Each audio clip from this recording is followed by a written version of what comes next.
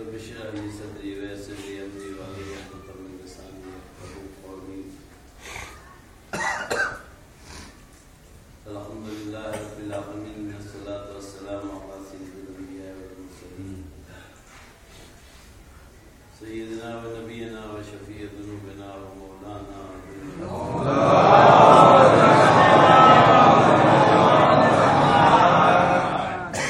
الطيبين الطاهرين المعصومين. أما بعد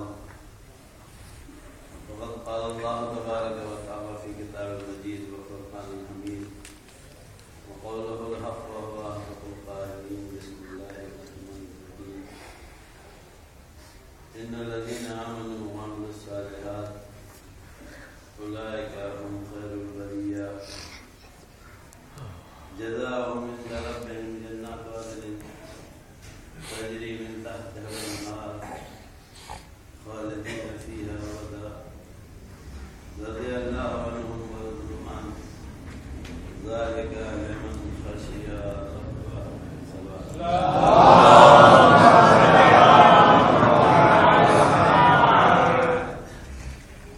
اور اس کے کیا کلمہ کے ضمن میں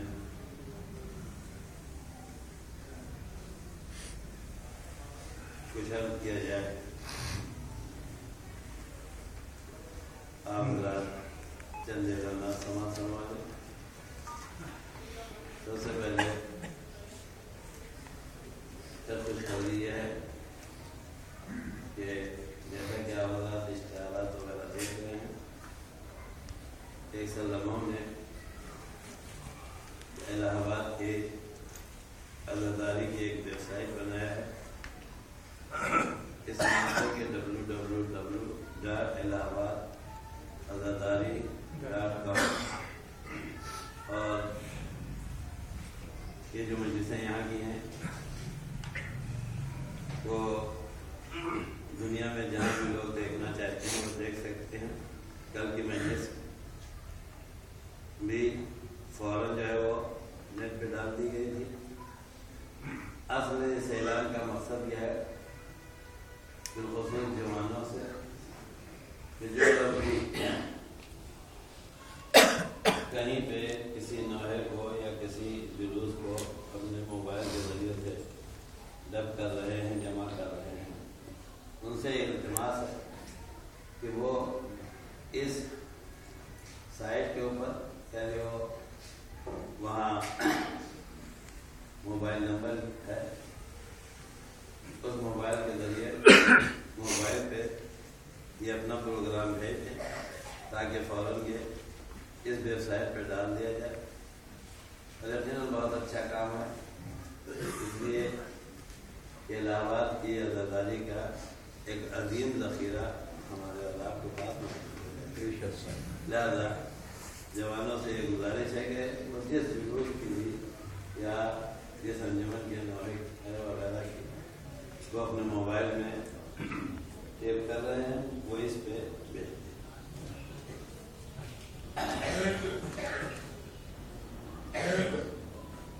اس کے علاوہ دوسرا اعلان کیا ہے کہ کاروان کی ذمہ داری ہے کہ اگر ہم اپنے لباس سے، اپنے چلنے سے، اپنے اٹھنے سے، اپنے بیٹھنے سے اس بات کا اعلان کریں کہ صدیق طاہرہ ہم آپ کے لال کو کر سکتے ہیں. وہ جو طریقے روایات میں ملتے ہیں ان طریقوں میں سے جو طریقے ہیں جس سے پتہ چلتا ہے کہ انسان بن جاتا ہے اس میں سے یہ ہے کہ آپ سیاہ لباس پہنیں، آپ تینوں کو چڑھا کے چلیں. جیسے کہ اور دنوں میں آستین چڑھانا جو ہے وہ غیرضروری شمار ہوتی ہے، لیکن کل کی تاریخ میں آستینوں کو الٹ کے چلنا یہ حسین کی مصیبت میں شرکت ہے. کل کے دن جب آپ اپنے گھروں سے نکلے تو غریبان جو ہے وہ چاک کے کل جب آپ نکلیں تو اپنے سر کے اوپر خاک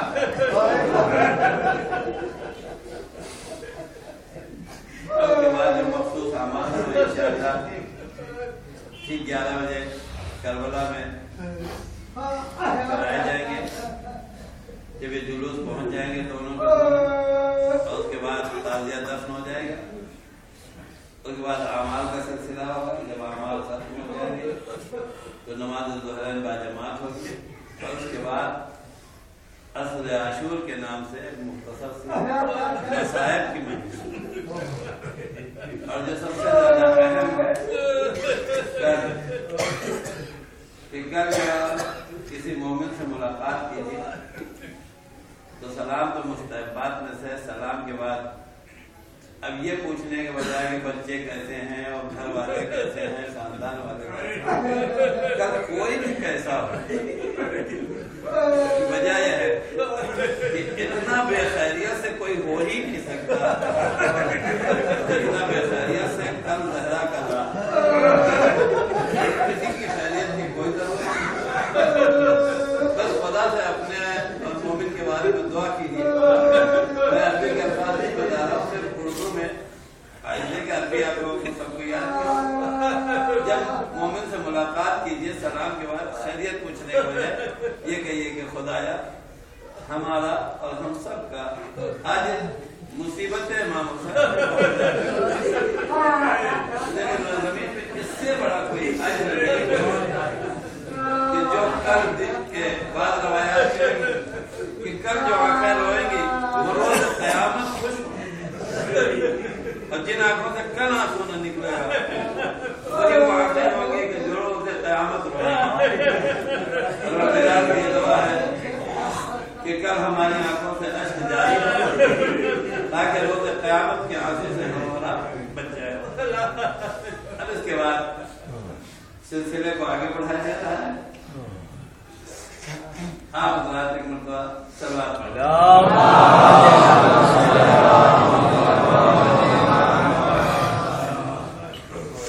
بے شک جو لوگ ایمان لائے اور جنہوں نے عمل صالح انجام دیا, انسانوں میں سب سے بہتر انسان وہی لوگ ہیں.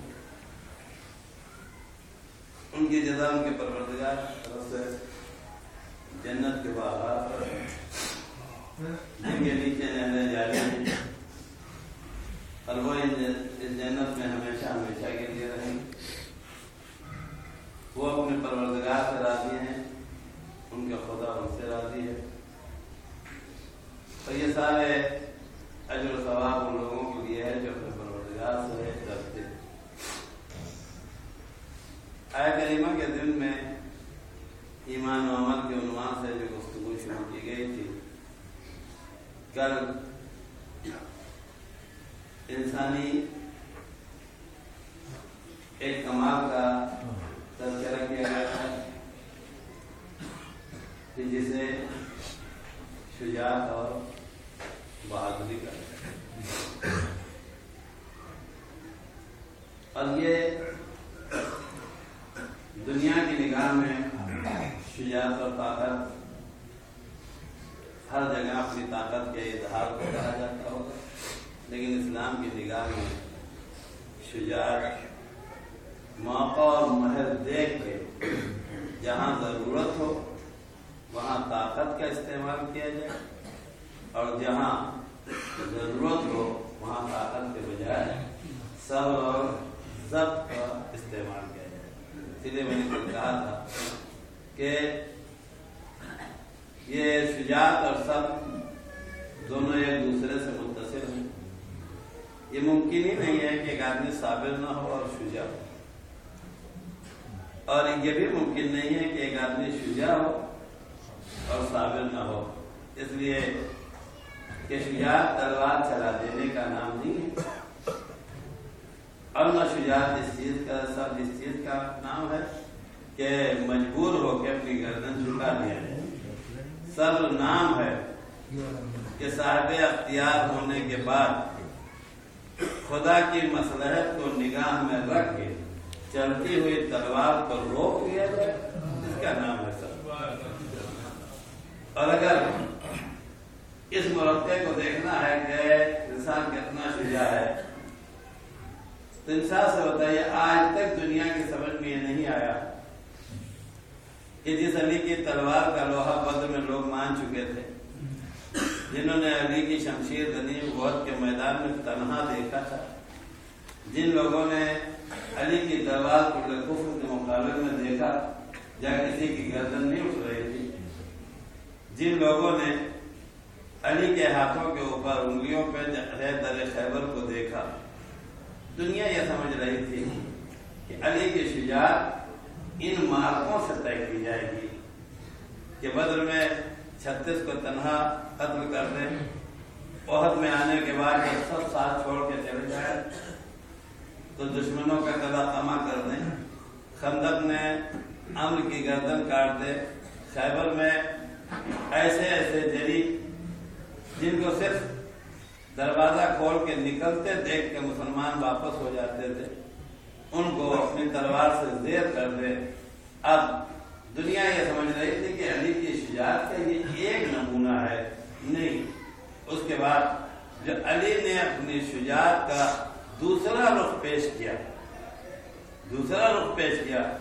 جب اس کو ہم نے اور آپ نے دیکھا تب یہ اندازہ ہوا کہ شجاعت صرف تلوار چلانے گردن کاٹنے کا نام نہیں ہے، جہاں شجاعت نام ہے کہ جب ضرورت ہو تو تلوار چلائی جائے، وہیں شجاعت نام ہے کہ اگر مصلحت اجازت نہیں دے رہی ہے تو ہر میدان میں پیچھے رہنے والا بھی اگر رسی لے کے آ جائے تو بندہ گلے میں ڈلتا ہے۔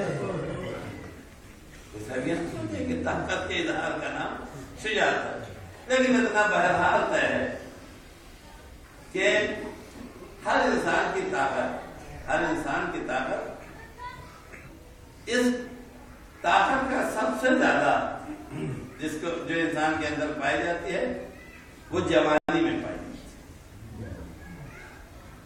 اسی لیے انسان کی زندگی کے 3 مرحلے ہیں، اور یہ وہ سامنے کی بات ہے جسے ہمارا سب دو چار۔ انسانی زندگی کے پہلے مرحلے کا نام ہے بچپنا، اور دوسرے مرحلے کا نام ہے جوانی، اور تیسرے مرحلے کا نام ہے ضعیفی۔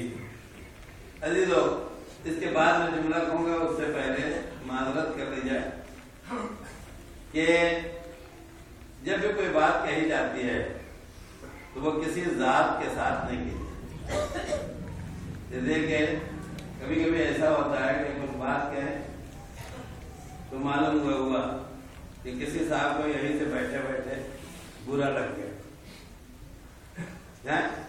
کیا ساری عورتیں ایسی ہوتی ہیں جو مال کی لالچی ہوتی ہیں؟ یہی تو بتایا جا رہا تھا کہ 9 عورتیں مال کی لالچی تھی، ایک ہی ایسی تھی جن کو مال کی لالچ نہیں، یہی بتانا۔ لہذا اگر کسی کے یہاں جو ہے وہ اس صفت سے ہٹ کے ہے تو وہ اپنے گھر والے کو جو ہے ایک میں کیوں نہیں جوڑتا، 9 میں کیوں جوڑتا ہے؟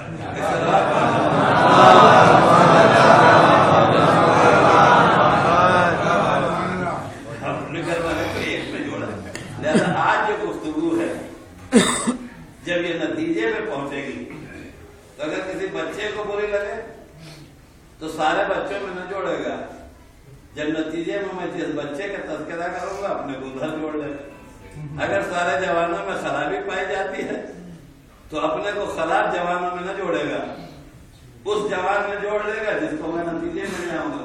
اور اگر کسی ضعیف میں کمزوری پائی جاتی ہے تو اپنے کو ان کمزوروں میں نہ جوڑے گا، ان طاقتور میں جوڑے گا کہ جو گھاؤں پہ جو ہے وہ رومال باندھ کے اس کے بعد تلوار لے کے ادھر آتے ہیں۔ تلوار پر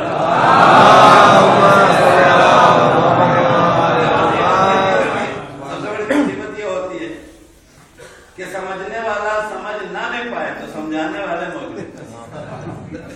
مصیبت یہ ہے کہ ہو سکتا ہے کہ کوئی نہ سمجھ پائے، اس کو 2-4 سمجھانے والے مل جاتے ہیں۔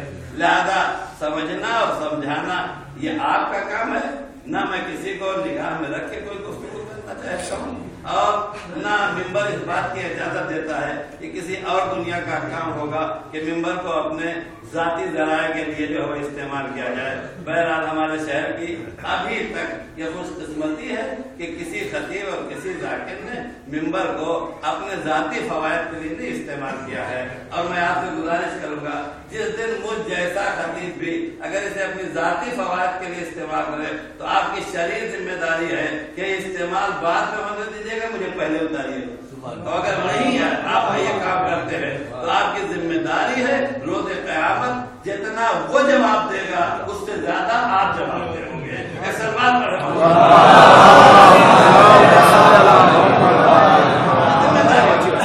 ساری زندگی کے 3 لوگ ہیں، ایک کا نام ہے بچپنا، ایک کا نام ہے جوانی اور ایک کا نام ہے ضعیفی۔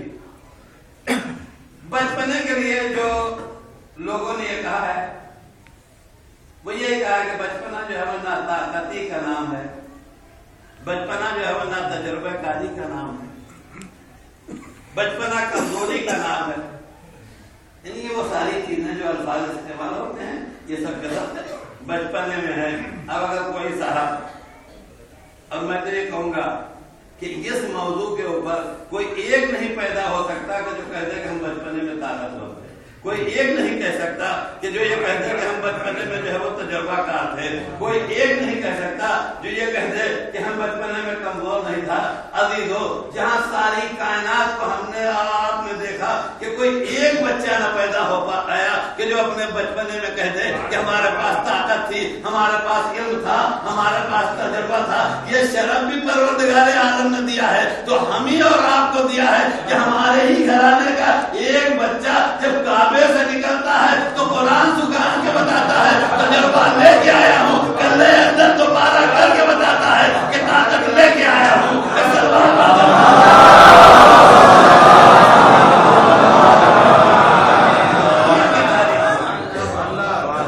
عموماً بچپنا ان ساری چیزوں کا نام ہے، اسی لیے پروردگار عالم نے ہمارے اور آپ کی ناطاقتی کا اعلان نہیں کیا کہ جب پیدا ہوتا ہے تو بڑا کمزور ہو، بلکہ قدرت نے اعلان کیا واللہ اخرجکم من بطون امہاتکم لا تعلمون شیئا۔ دیکھو اللہ نے تمہیں شکم مادر سے ایسا پیدا کیا ہے کہ تم کچھ نہیں جانتے۔ وجعل لکم السمع والابصار والافئدہ، یہ خدا کا کرم ہے کہ اس نے تمہیں سننے کے لیے کان دیا، دیکھنے کے لیے آنکھ دیا، سمجھنے کے لیے دل دیا۔ اب تمہاری ذمہ داری ہے کہ دینے والے نے دے دیا ہے، اپنی کان کی طاقت کو استعمال کرو۔ دینے والے نے دے دیا ہے، اپنی دیکھنے کی طاقت کو استعمال کرو۔ سمجھنے والے نے دل دے دیا ہے، اپنی سمجھنے کی طاقت کو استعمال کرو۔ لیکن بہرحال جہاں قرآن کا اعلان پڑھا تو قرآن نے یہ کہا کہ جاہل پیدا ہوا تھا، کچھ نہیں جانتا تھا، لیکن قرآن نے یہ نہیں کہا کہ یہ انسان جب پیدا ہوا ہے تو انسان جو ہے اپنے جسم اور ہاتھ اور پیر سے ناطاقت پیدا ہوا ہے۔ یہ تو ہم سب کے تجربے میں ہے کہ جب بچہ پیدا ہوتا ہے تو ہاتھوں میں ہلانے کی طاقت نہیں ہوتی ہے، پیروں میں چلنے کی طاقت نہیں ہوتی ہے، زبان میں بولنے کی طاقت نہیں ہوتی ہے۔ دھیرے دھیرے یہ طاقت آگے بڑھتی جاتی ہے اور ایک دن ایسا آتا ہے کہ جب مرور زمانہ کے بعد یہی بچہ جس کی زبان میں طاقت نہیں تھی وہ کچھ دنوں کے بعد بولنے لگتا ہے، یہی بچہ جس کے پیروں میں چلنے کی طاقت نہیں تھی وہ کچھ دنوں کے بعد جو ہے وہ چلنے لگتا ہے۔ لہذا اب جب ہم نے اپنی دنیا کے بچوں کو دیکھا تو جو کمزوری جسم سے آئی تھی وہ پہلے طاقت میں بدلی، یعنی ہاتھ کمزور تھا تو ہاتھ میں طاقت پہلے آئی، پیر کمزور تھے تو چلنے کی قوت جو ہے وہ پہلے آئی، زبان کمزور تھی تو بولنے کی طاقت جو ہے وہ پہلے آئی، آنکھوں میں پہچاننے کی طاقت نہیں تھی تو ماں باپ کی سمجھ جو ہے وہ پہلے آئی۔ یہ وہ ساری چیزیں ہیں جن کا تعلق ہے جسم سے۔ لیکن جب وہ مرحلہ آیا کہ جس پہ قرآن نے کہا کہ ہم نے تمہیں جاہل پیدا کیا ہے، ہم نے دیکھا کہ ہاتھ کی طاقت پہلے آئی لیکن جہالت بعد میں دور ہوئی۔ ہاتھ کی طاقت پہلے آئی، زبان کی طاقت پہلے آئی، پیروں کی طاقت پہلے آئی، جہالت بعد میں دور ہوئی۔ جب ان سب آلوں کے بارے میں طاقت آ جاتی ہے تو اس کے بعد پھر روح کی طاقت جو ہے وہ کمزوری دور ہوتی ہے۔ جب انسان آغوش مادر میں کچھ پڑھ لیتا ہے تب اس کو سمجھ میں آتا ہے کہ اللہ ایک ہے۔ آغوش مادر سے نکل کے جب مدرسہ اور مکتب میں چلا جاتا ہے تب اس کی سمجھ میں آتا ہے کہ یہاں پہ بھی کچھ سیکھنا ہے۔ عزیزو، معلوم یہ ہوا کائنات کے جتنے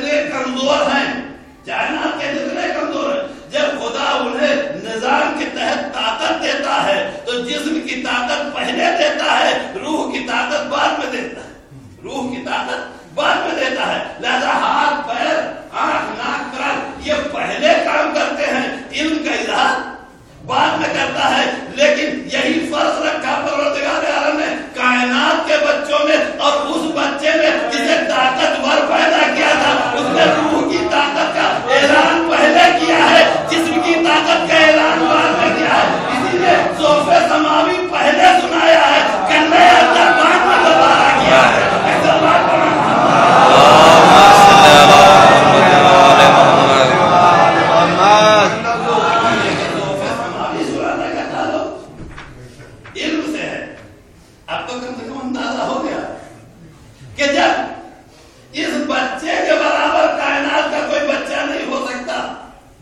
یہ بچپنے میں علم کے اعتبار سے اتنا بلند ہے، یہ بچپنے میں جسم کے اعتبار سے اتنا بلند ہے.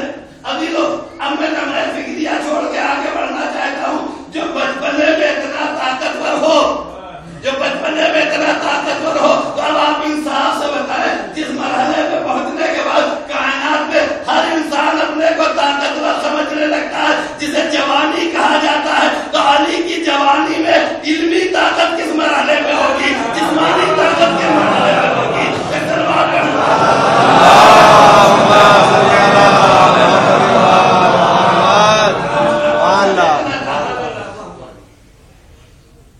اب اس کے بعد دوسرا مرحلہ آتا ہے ضعیفی کا. ضعیفی میں انسان حقیقتاً اسی پہلے مرحلے کی طرف پڑا ہے، حقیقتاً اسی پہلے کی طرف پلٹ آتا ہے. جو کمزوری بچپنے میں تھی وہی کمزوری وہاں بڑھاپے میں بھی آ گئی. حق یہ ہے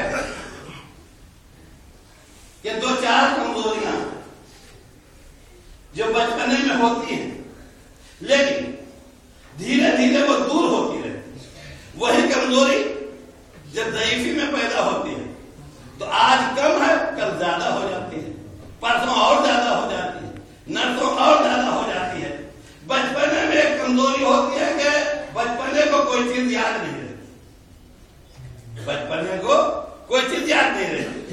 لیکن یہ بچپنا جیسے جیسے آگے بڑھتا جاتا ہے ویسے یہ یادداشت والی قوت جو ہے وہ بڑھتی جاتی ہے. بچپنے کی ایک کمزوری ہے کہ انسان بھولتا بہت. بچپنے کی کمزوری ہے کہ انسان کے اوپر سہو بہت عارض ہوتا ہے. بچپنے کی کمزوری ہے کہ انسان کے اوپر نسیان بہت عارض ہوتا ہے. لیکن بچپنے میں اتنا تو دیکھا ہے کہ جب پیدا ہوا تھا تو جتنا نسیان تھا سہو تھا، وہ نسیان اور سہو جب 4-5 سال کا ہو گیا تو یہ جو ہے وہ کم ہو گیا، جب 10 سال کا ہو گیا تو اور کم ہو گیا. لیکن ضعیفی کی سب سے بڑی خرابی ہے، ضعیفی کی سب سے بڑی خرابی ہے کہ ضعیفی میں جو بھول کا عرضہ انسان کے ذہن میں طاری ہوتا ہے، آج جتنا ہے وہ کل کم ہونے والا نہیں ہے، وہ کل اور بڑھ جائے گا، پرسوں اور بڑھ جائے گا. یعنی بھولنے کی جو کمزوری پیدا ہوئی ہے جتنی آج ہے وہ پرسوں اور بڑھ جائے گی، وہ نرسوں اور بڑھ جائے گی. اب دونوں کا فرق پہچانا.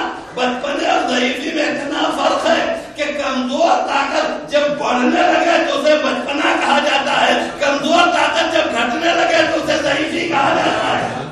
جب یہ طاقت گھٹنے لگے اب یہیں سے فرق پہچانیے.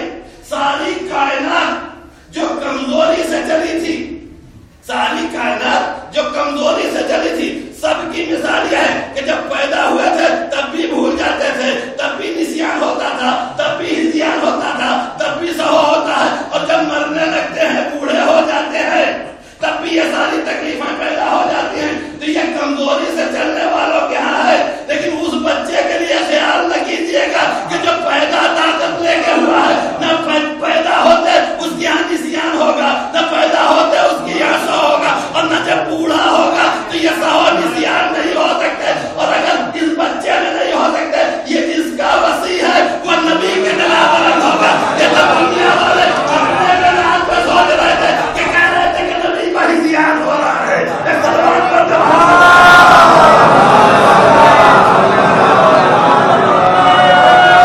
تو بچپنا کمزوری کا نام ہے، اور ضعیفی اسی کمزوری کا نام ہے. اور اس بچپنے اور جوانی کے ضعیفی کے درمیان ایک کیفیت ہوتی ہے جسے شباب کہا جاتا ہے، جسے جوانی کہا جاتا ہے۔ جوانی کا عالم کیا ہے؟ کہ جس کے لیے علماء نے جوانی کے لیے جو مثال دیا ہے بڑی حسن مثال ہے، اور سرکار علامہ جوادی سے بھی میں نے سنا ہے کہ علماء نے لکھا کہ جوانی کی مثال پہاڑ کی بلندی کی، جوانی کی مثال پہاڑ کی بلندی کی ہے۔ اور کوئی بھی پہاڑ ہوتا ہے، پہاڑ کے ساتھ دو کمزوری لگی ہوتی ہے، پہاڑ کے اس طرف بھی دامن ہوتا ہے، پہاڑ کے اس طرف بھی دامن ہوتا ہے، یعنی پہاڑ کی ایک بلندی ہوتی ہے اور پہاڑ کی دو پستی ہوتی ہے، پہاڑ کی ایک بلندی ہوتی ہے اور پہاڑ کی دو پستیاں ہوتی ہیں۔ دونوں پستیوں کی کمزوری ہے، دونوں پستیوں کی کمزوری ہے کہ ادھر والا ادھر کی خبر نہیں رکھتا، ادھر والا ادھر کی خبر نہیں رکھتا، ادھر والا ادھر کی خبر نہیں رکھتا، ادھر کی خبر نہیں رکھتا۔ لیکن اس بلندی کا کمال یہ ہے کہ جب کوئی انسان بلندی پہ پہنچ جاتا ہے تو اتنا بڑا کمال ہوتا ہے کہ اسے ادھر کی بھی خبر رہتی ہے، اسے ادھر کی بھی خبر رہتی ہے۔ ابھی لوگ اگر کسی نے پہاڑ کی بلندی دیکھا ہے تو اب ضعیفی بچپنا اور جوانی کا یہی فرق ہے کہ بچپنا ایک کمزوری کا نام ہے، ضعیفی ایک کمزوری کا نام ہے، اور ان دونوں کے درمیان جوانی ایک بلندی کا نام ہے۔ جب انسان جوانی کے مرحلے میں پہنچتا ہے تو اسے ادھر کی بھی کمزوری دکھائی دیتی ہے، اسے آنے والی ادھر کی بھی کمزوری دکھائی دیتی ہے۔ ایک سلوات پڑھنا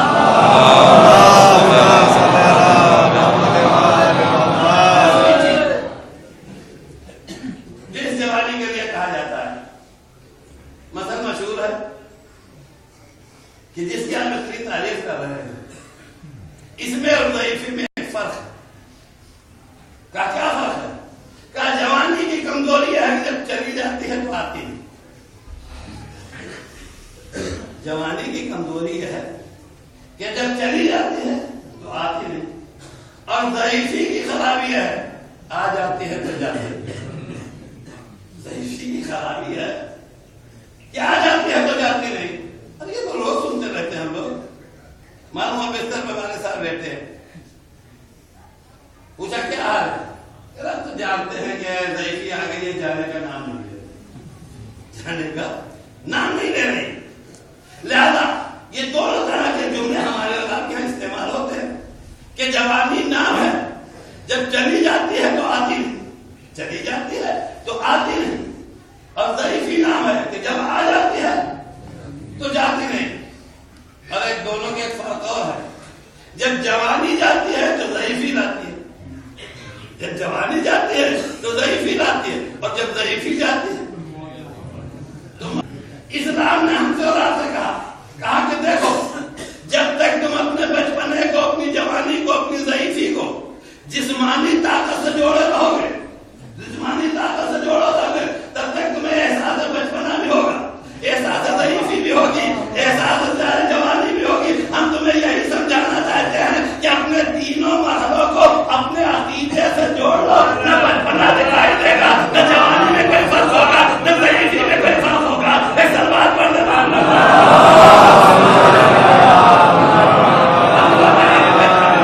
پڑھنے کے لیے نہیں، اور یہ تینوں مثال موجود ہے کہ اگر بچپنے میں جوانی دیکھنا ہے تو اصغر کو دیکھو، جوانی میں جوانی دیکھنا ہے تو اکبر کو دیکھو، ضعیفی میں جوانی دیکھنا ہے تو حبیب ابن مظاہر کو دیکھو۔ ایک سلوات پڑھنا